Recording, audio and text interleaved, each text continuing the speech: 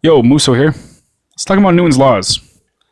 And I think this video, I am going to do my best to just define the laws, give some examples, conceptual examples.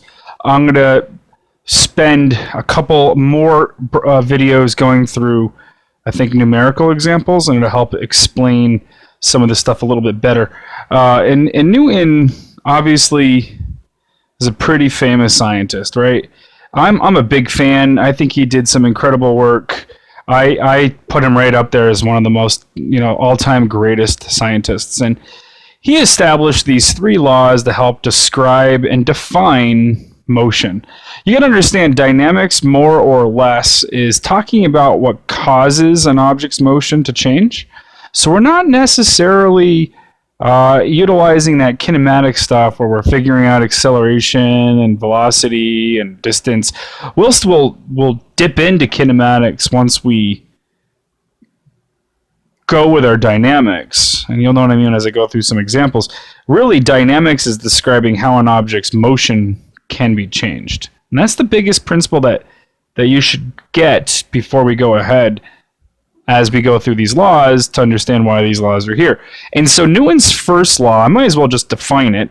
Newton's first law is what we're going to start off with, and it simply says an object at rest will remain at rest, and an object in motion will remain in motion in a straight path unless acted upon by an unbalanced force. Now, there's a lot of stuff going on in this law, and it's not as well, it's straightforward, but it's not as obvious as you might want it to be. And so I'm going to kind of dissect this bit by bit and come back to a lot of this later on.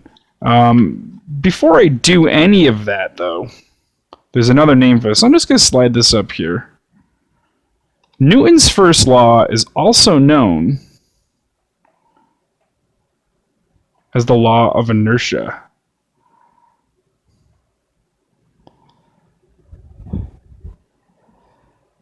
And you need to know that.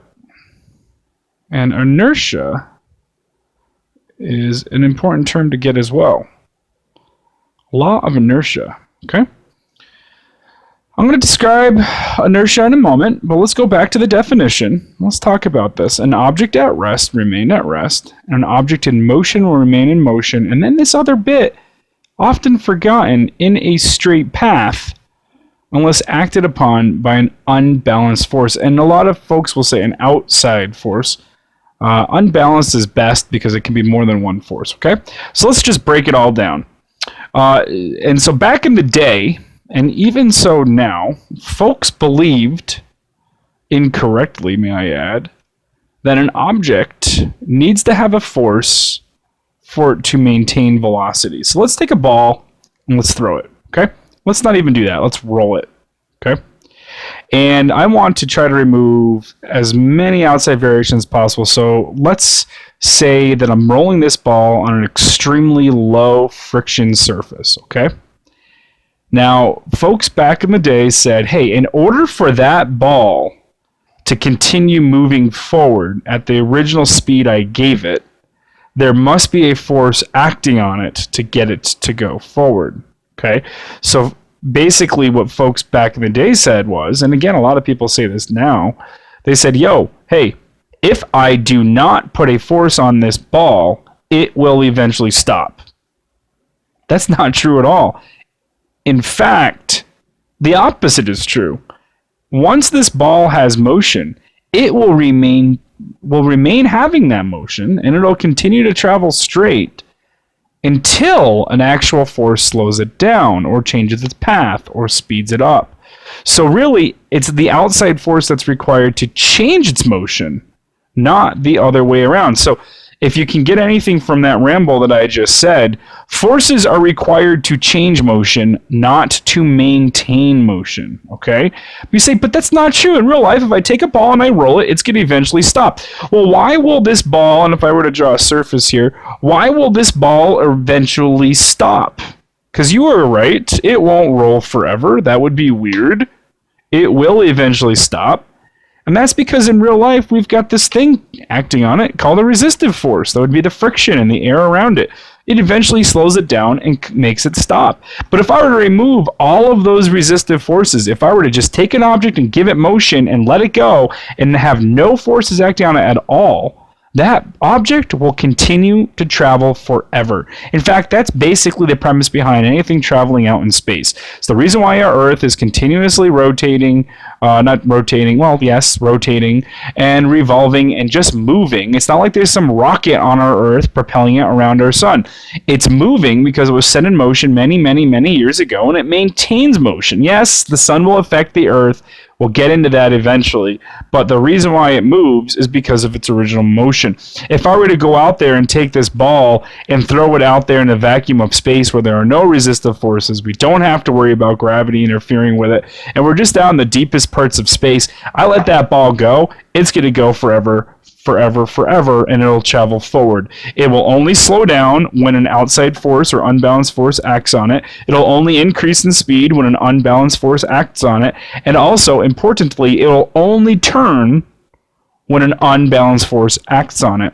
Without that, it'll travel forward at a nice, consistent motion forever. A good example would be hitting a puck across the ice. More often than not, the puck stops because it hits the wall, not because it slows down. It doesn't have a little motor on it continuing to get it to travel across that ice. Once you hit it once you apply that force in the very beginning, the puck will travel forever until it hits something. In this case, it's the wall. Now, of course, I lie. It won't go forever. There's still some level of friction on ice. It will slow down, but it will take a very long time to slow down. So what is this thing called inertia then? Why is this known as the law of inertia? Well, inertia is a property that's intrinsic for all material, and it is related to one and only thing, and so I'm going to write it down, not as a definition. It's not equal to it, but it is completely related to it, and that is mass. Inertia is a direct measure of mass. These two words go together. I can more or less cross this off and write down mass. It wouldn't be completely right, but it would be appropriate. Inertia and mass go hand in hand. If I were to ask you what has more inertia, a 27 kilogram object or a 4 kilogram object, it doesn't matter if one's rolling or moving or going up and down or in water or on the ground. The one that has more mass has more inertia. So this guy has greater inertia than this guy. This guy has a little bit of inertia. And so really, what is inertia? Well, inertia is an object's intrinsic ability to resist changes in motion. Inertia is the resistance to the change in motion for an object. The reason why it's called law of inertia is because Newton's first law talks about how objects require an unbalanced force for its motion to change. Therefore, it is inertia. It's the same thing. Inertia is the object's resistance to change in motion, and it's a direct measure of mass. So this quite literally does mean that if an object has a lot of mass, it will resist changes in motion more than objects with a little bit of mass. Okay, let me say that again.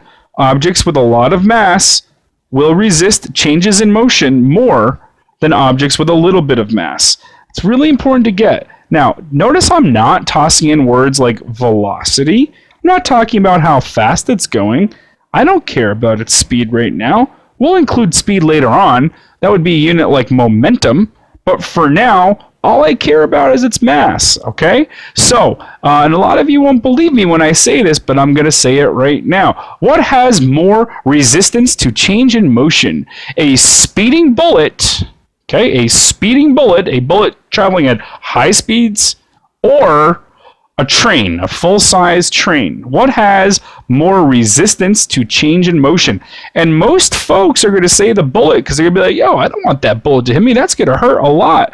But they're completely 100% wrong. First and foremost, a bullet traveling through, that's a great bullet. Wow, that's terrible.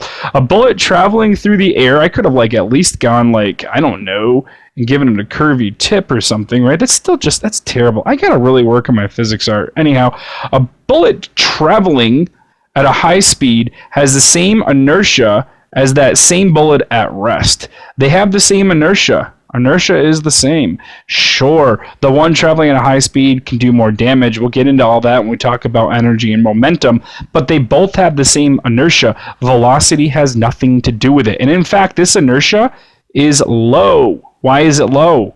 Because it has low mass.